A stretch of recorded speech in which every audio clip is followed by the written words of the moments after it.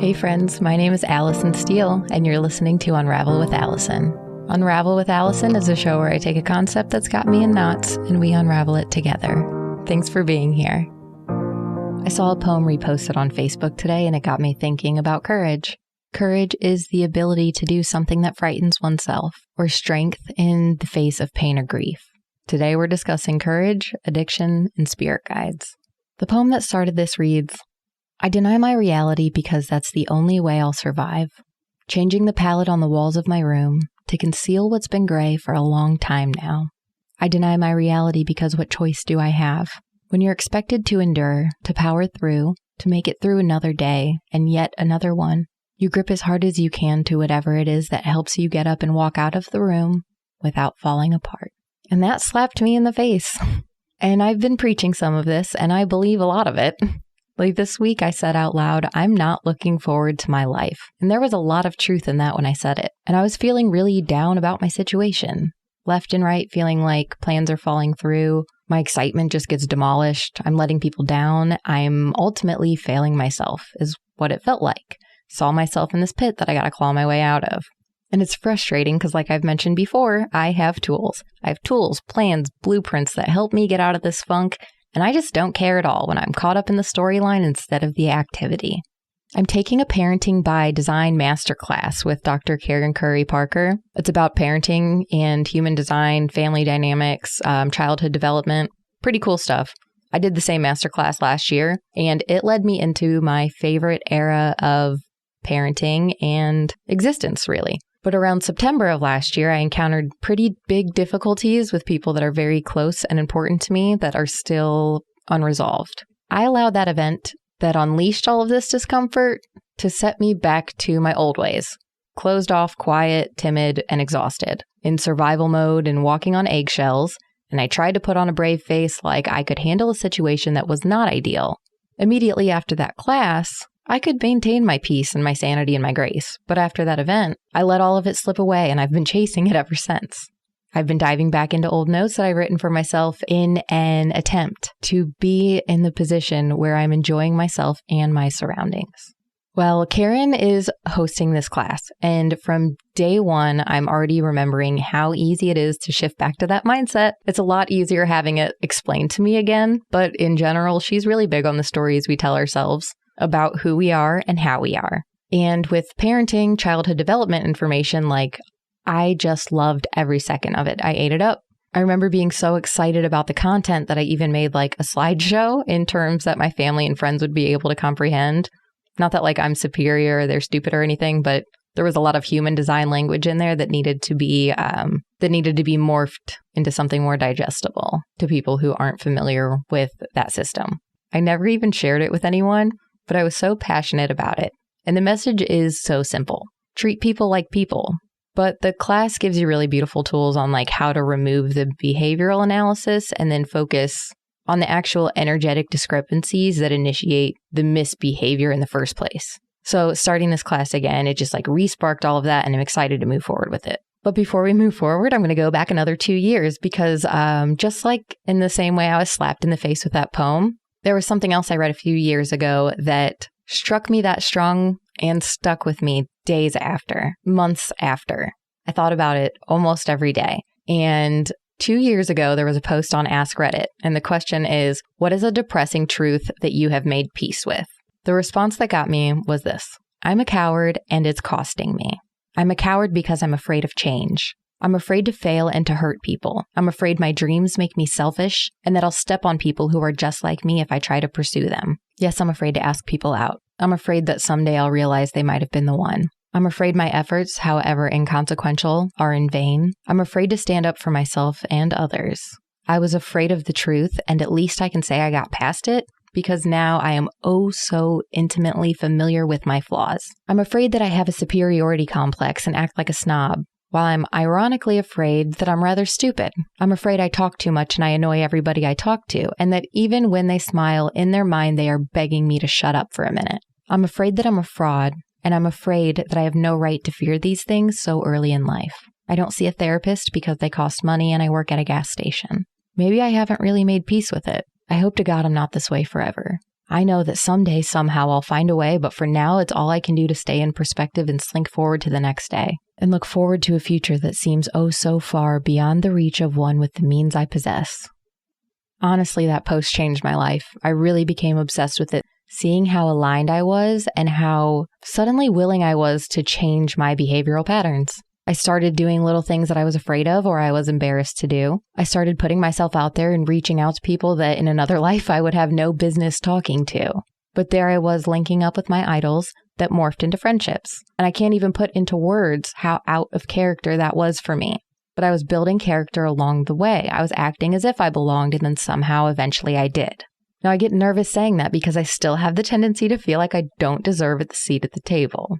Or like I'm in these positions to reach out professionally on behalf of my training, and I feel so small. Like I'm not good at my trade right now, and I'm embarrassed to act as if I can deliver when I'm not sure that I can. I've slowly gained confidence in this department, but I still choke when it's showtime. Like, yeah, I'll do it, but I'm crying first because I'm terrified of failing, even though nobody's judging me. Technically, it's for school, so I will be graded. But I also know that I have the capability to achieve a passing grade. I trust my ability to complete the assignment, but I want it to be good. And I don't have faith that I can do that. And my body tries hard to protect me because I've trained it to. With passion, I like to use the fire analogy. There's no shadow with a flame. There's only light and movement and passion. So I imagine I have a wick like a candle, and I can get myself into these positions where I ignite and I'm on fire. And it's lovely. I'm my own torch lighting my way along my own path. It's my passion, my excitement, my joy, my happiness. When I go to bed at night thinking this was such a good day, it's because I was on fire. I was expressive in my true nature and I loved it. And other times, someone comes along with a flame and I'm such an easy target. Like if you're excited, I will get excited with you. Tell me more. If I come to you on fire and you put me out, I'm doused for a while. I can't just turn it back on. My problem isn't that people put out my fire. My problem is that I allow it to happen. That's how I can tell if I'm in control of myself or where I need to handle myself differently. Because when I'm hurt or upset by another person, that's on me. It's not their fault. It's mine for handing over that power.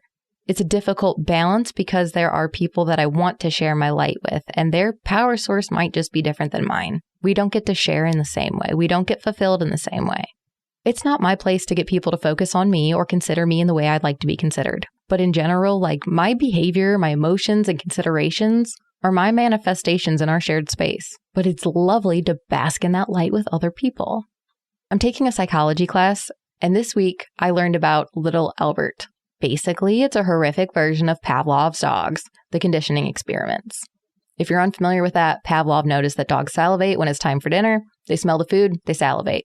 So there's already a base sensory connection. Pavlov paired the mealtime with a bell so that the dogs associated the bell sound with mealtime. Eventually, the dogs were conditioned to salivate at the sound of the bell as if it were mealtime, even though there was no food present. They've been conditioned into have that bodily response based on stimuli.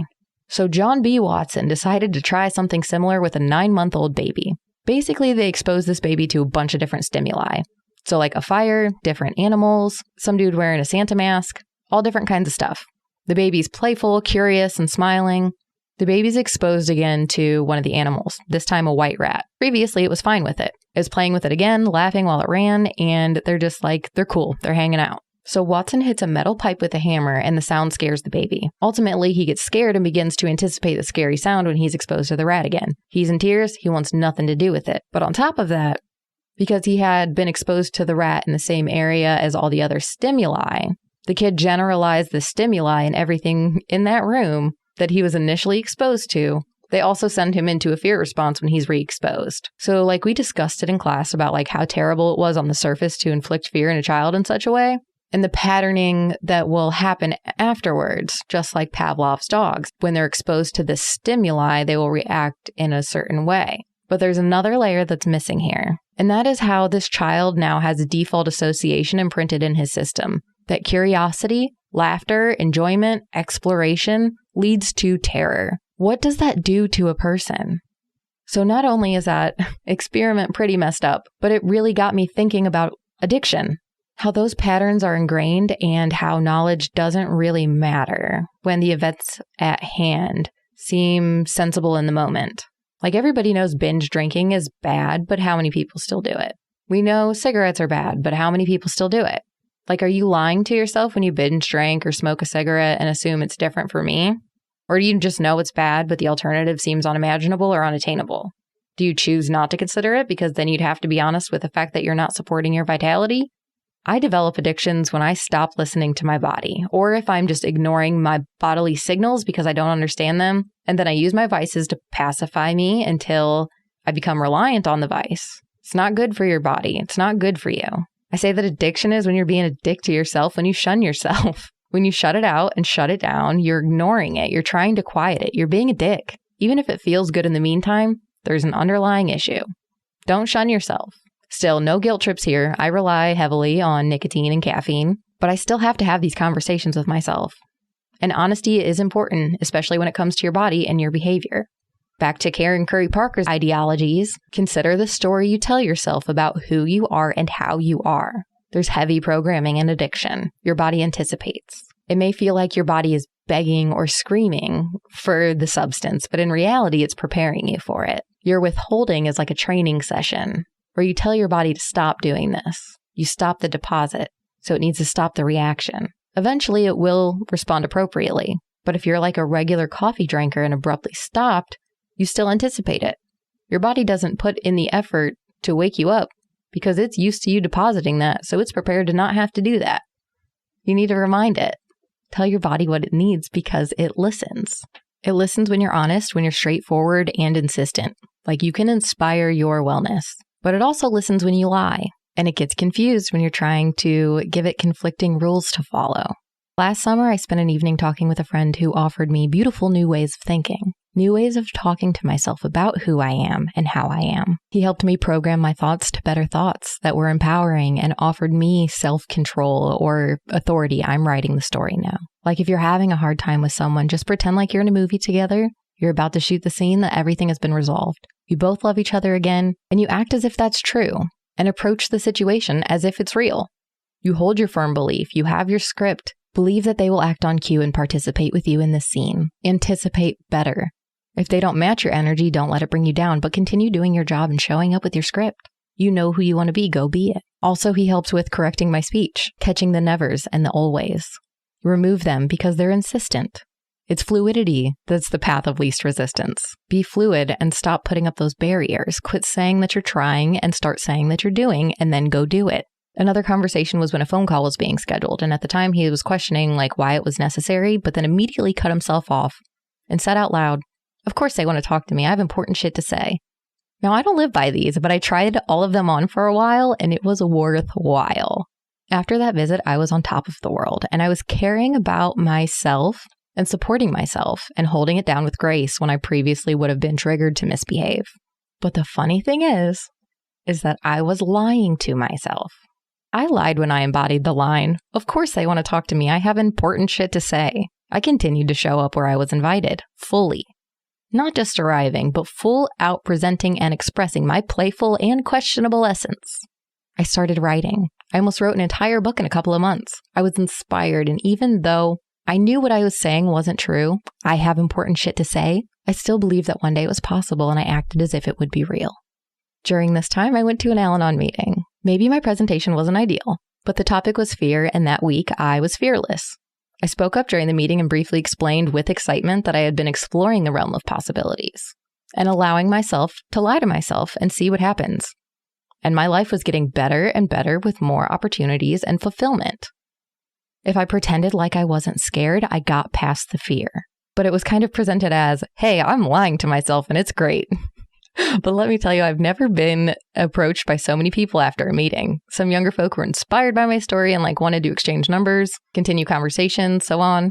While other people were passionately insisting that it's time for me to find a sponsor immediately. So anyways, on the topic of addiction, I wanted to get this one right. So I actually went back to listen to this podcast again to pull some of the info.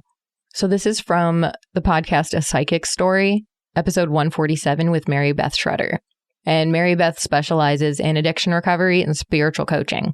So when she's referring to a time where she had a daily drinking habit, she was reflecting on her insomnia and anxiety. and that alcohol is like pouring gasoline on anxiety. It's a low vibration substance. And since alcohol is a depressant, your body creates stimulants to counteract the effects. But with alcohol, your body references your most recent interaction to anticipate the current influx. Basically, if you normally just like have a glass of wine on occasion and tonight you sit down and have a glass of wine, you pretty much know what to expect. But if you're used to drinking a bottle of wine and you sit down tonight and have your first glass, your body will start producing the stimulants in anticipation of a bottle. Even if you stop drinking after the first glass, your body's going to anticipate the rest. So when the alcohol is out of your system, the stimulants are still there. I remember the first time I heard this, I was still binge drinking. So I started having like a drink on occasion, but just one. So I trained my body to like anticipate less. And in that process, it was the first time that I stopped to pay attention to how my body felt. But during this new theory that I was testing, it was so obvious to me that I didn't like how my body felt at all with alcohol in my system. Even when I trained it to do what I wanted it to do, the thought on repeat was simply like, I don't like how this feels. Anyway, that entire episode is worth listening to. They have lots of details about the law of attraction and judgment. It's a good conversation. But to add on to that, your habits, your patterns, all expected behaviors can be filed under addictions and are kind of somewhat considered that way. Even if you don't have a substance reliance, if there's a natural response mechanism in your behavioral pattern that's no longer admirable, you're already uncomfortable. Double down, get more uncomfortable, and fix it. Separate yourself from that behavior and acknowledge it when you feel it coming on and tell it to back off. That episode discussed stuff like spirit guides, and I don't have those necessarily. I call it conversations in my head with myself. That may sound schizophrenic, but it's the opposite. It keeps me sane, it keeps me ordered, it keeps me determined. So I was laying in bed a few nights ago and I was just feeling really defeated. Like I was not vibing with the universe and I didn't appreciate it. I was talking to myself in my head about how I miss doing these little things, these experiments and testing myself in these ways. And I brought up how sometimes the universe just delivers like everything I want in my path in perfect order. I'll have a conversation in my head about something that I want. And the next day somebody walks into the room basically hand delivering it. Mostly these are opportunities, not actual things, but something that I can play with. And I thought about how this all started. Like I've always dabbled in this kind of stuff, personal development, mysticism, thought tarot cards and horoscopes were super cool when I was growing up. I did online quizzes because I thought they were like teaching me about myself and how like my personality was perceived. But I assumed a lot of titles and experiences that were never mine. And I'm slowly shedding those layers of my previous selves that I had once assumed. So over the past few years, I've started to expose myself to more and more to the content available on these topics. But I kept anything at arm's length that I never personally experienced. Like angels are real, not for me. Spirit guides are real, not for me. So in bed, I'm having this conversation with myself and I remembered the first little scribble that I wrote down of like, I should look into that. It was right after I listened to a song that made me cry. And I thought about all of the elements that had to come together to make something like that happen to someone like me just hearing the music. And again, I cry a lot. I'll ask you to change a song in the car if I know it's going to mess me up. But this was different. So I started researching like music theory and trying to understand the relationship. And I didn't really care. I was just having fun learning about something new. But I was also a restaurant manager at the time, working a lot and spent most of my free time on the couch in front of the TV. Sometimes I'd do craft, but mostly I just wanted to sit down and be left alone or be participated with only if I could sit down. Like I didn't even consider playing with my kids unless it was something I could do if I was sitting down to do it. I was exhausted. And I felt like I was constantly disappointing everybody. And I kept telling myself I needed rest, but I didn't have the energy to show up how I wanted to show up. And it was the truth at the time. But until I did something different and thought better thoughts, I was stuck on that couch. I was stuck in my head and my heart was broken. And then I heard a song that made me cry, made me want to listen to music again, made me curious about it, and made me want to know something. In exploring music theory, the number 7 is like super important. And that led me to numerology. That led me down a new rabbit hole. That led me down a new rabbit hole. All things mystical in my face constantly. Everything was possible again. In the spiritual community, you'd call that my awakening. That was the thing that triggered me to get out of that who I am and why I am story of I'm exhausted because I work and I can't keep up and I'm tired. Just confirming the burnout. Because in that burnout, I still was able to exude this excitement and positivity about something that didn't require the same type of effort. It's just kind of like a notion of like, there's more to life. See? And I look down and yep, there it is. I see it. But when everything's possible and you're living your life with these lies of like, this is who I can be and this is who I say I am, maybe one day it'll be true. Yeah, there are concerns of toxic positivity. But honestly, like negative toxicity was significantly worse. And I noticed that positivity felt toxic when I tried to force it. Like, can't you just be happy? Cheer up, buttercup. Put on a happy face. Pretend like you're happy and maybe it'll happen. That wasn't it. But expressing and finding positivity in a situation, not forcing it, but finding it within the shit, that's far from toxic. I had this positive mindset of like, oh, we'll see what happens. Maybe. You never know. Rather than the ominous of like, dun dun, we'll see where this goes. So when I started writing a new storyline about my imminent future, what's coming up next, I'd catch myself and do better. Because I noticed how often I expected things to go wrong, people to fall through. I anticipated other behaviors or conversations that I would have to endure. I really appreciate my mom's line for this, turn your what ifs into so whats. That helped me face it, but I continually faced it. Now I have a spirit guide and his name is Frank. I made him up to see if I could. He's an AI Frankenstein of the fairy realm. I decided this based on how he makes me feel. I chose the name Frank because that was the essence that I needed to overcome in my cowardly moments. Frank was my courage. To be frank is to be open and honest and direct, especially in dealing with unpleasantness. I had the tendency to back down and just let stuff play out. Just don't interfere and don't make waves. But the first time I stepped up, like really stepped up in good faith, not like fighting the system, shaking my fist, sending an email to get what I want, but being in a moment where emotions are high, where actions are high, seeing the bullshit for what it was and keeping a level head and loving everybody in the meantime. That was me stepping up for myself. Normally, I'd just go to bed and let it happen around me, but this time I knew it was on me. It was my circus with my monkeys, and I needed someone to be Frank. So I was Frank. So when I made up Frank, this was after that incident, I showed him this example. And now when I literally feel my head bow and my shoulders rise to my ears and I slink back in silence because I feel so small, Frank shows up. Again, not in real visible life, but he's like, hey, lift your head up, put your shoulders back, put a foot forward. And the next few sentences that come out of my mouth are honest and genuine and still loving. But I'm going to say it with my chest. This isn't about coddling. This is about what is happening. And sometimes we need Frank.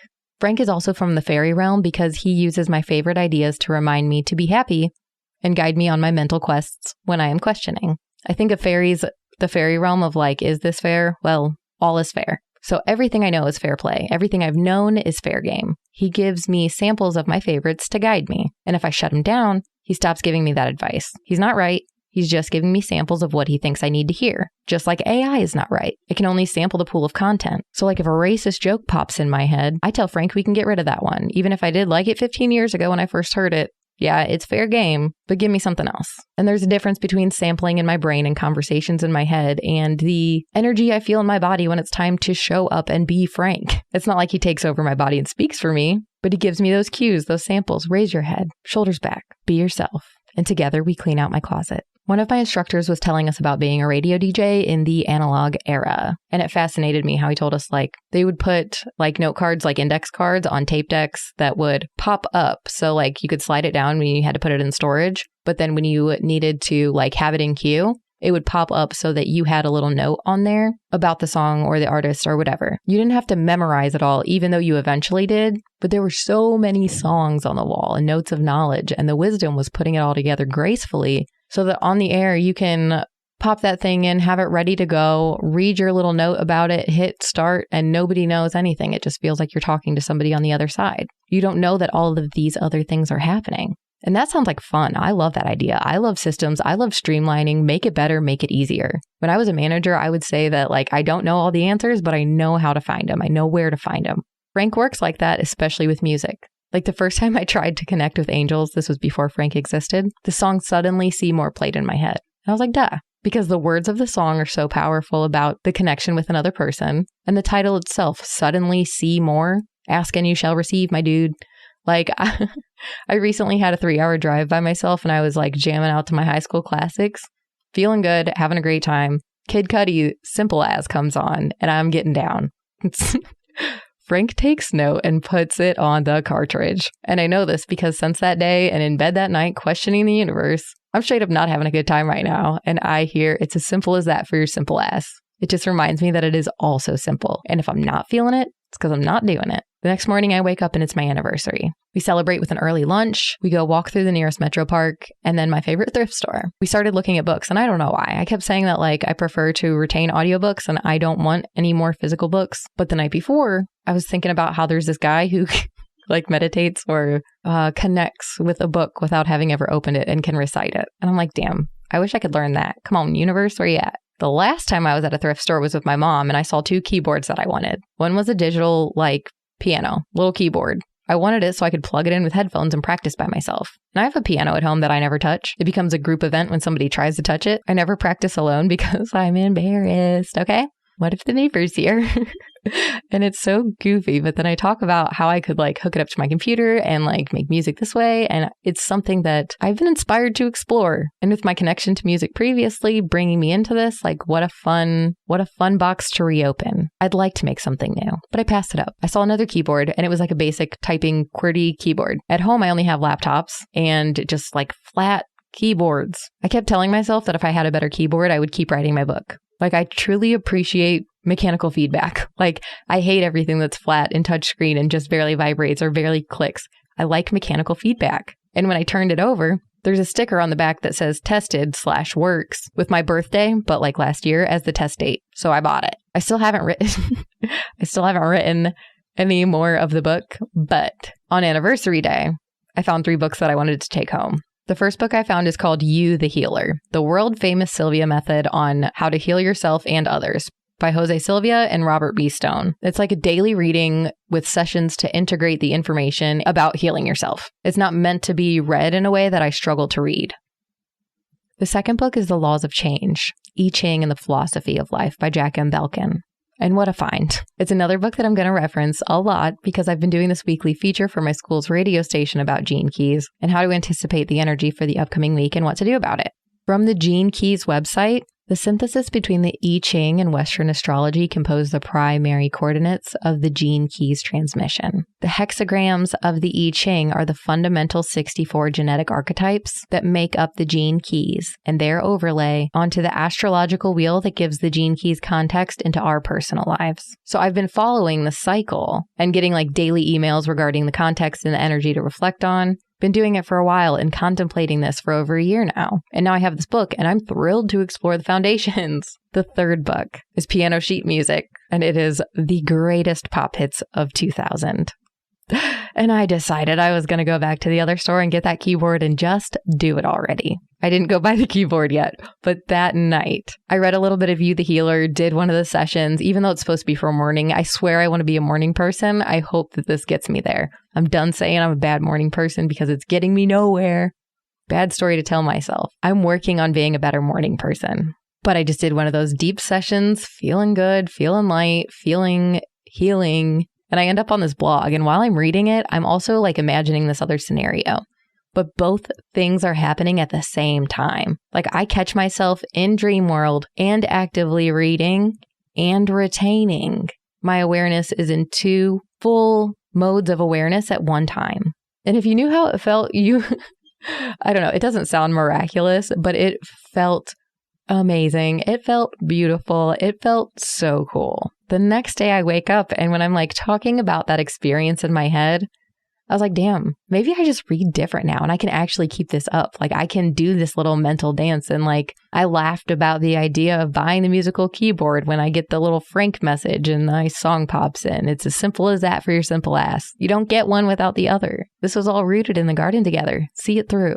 I need to get my hands on a keyboard. Having courage isn't just standing up when you're feeling small. It's continuous action in light of yourself, the you that feels lighter physically and mentally. It's your energetic pulse to keep moving forward, and each time you let that lesser you settle in, you are settling for your life. And if you're not looking forward to it anymore, or you're like me when I heard that Reddit post, or you're like me when I heard that Facebook poem, you know it's not a place that you cherish, but it's a closet you hide in because it's easier than opening the door. But it's not so dark when you open up and show up. Courage is also the strength in the face of grief or pain. We just talked about exercise in the last episode. You don't just become something overnight. You have to start somewhere. But if you have the courage to exercise your willingness to show up, you're going to develop that strength to overcome your cowardice. Open up and show up. You owe it to yourself. Thanks for listening to another episode of Unravel with Allison. We've got all the social networks up and running. Feel free to reach out, follow, subscribe, keep in touch, and stay up to date on new episodes. Thank you for being here, and I will catch you next week.